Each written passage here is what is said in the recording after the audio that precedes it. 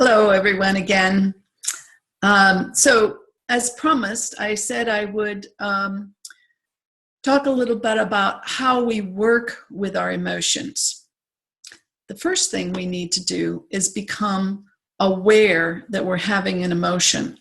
We can be blundering through our day and feeling maybe a little off, but unless we really recognize and become aware that we're having an emotion, it's just going to fester within us.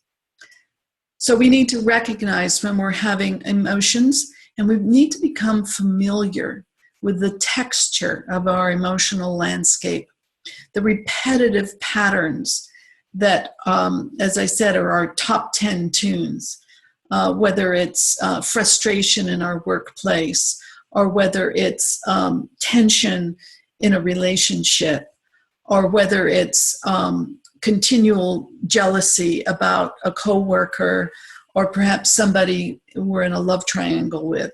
That's always a tricky one. So we need to realistically look at the painful aspects of our life. Suppressing them, bottling them up, or acting them out are a way of actually avoiding emotions. When we work with what we find most threatening, our fears, our core fears, our triggers, we actually go into the whole process of working with our emotions. Usually we want to ignore them. We find something entertaining to distract us. But turning away from the pain and confusion of emotions is actually sabotaging our ability to process emotions well.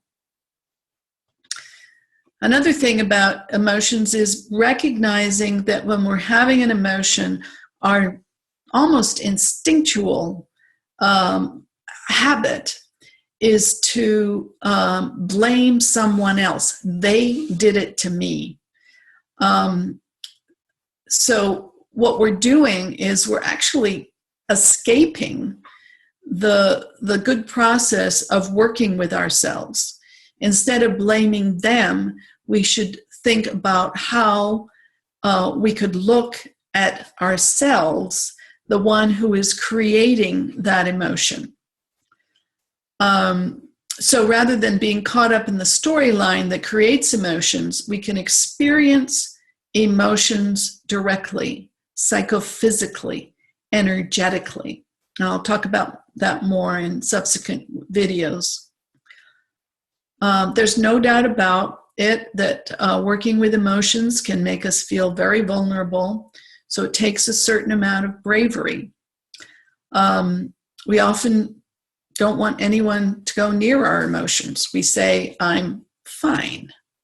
Fine means freaked out, insecure, neurotic, and emotional.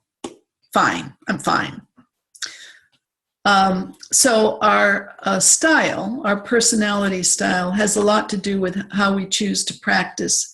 Some of us tend to express our emotions, others tend to bottle them up. The point is, in the way I work, is to stay with your emotions, to actually give yourself a chance, a space to work with them. And they will have a natural process. So some of us can work with more intensified emotions. Some of us have a lower level of tolerance or comfort.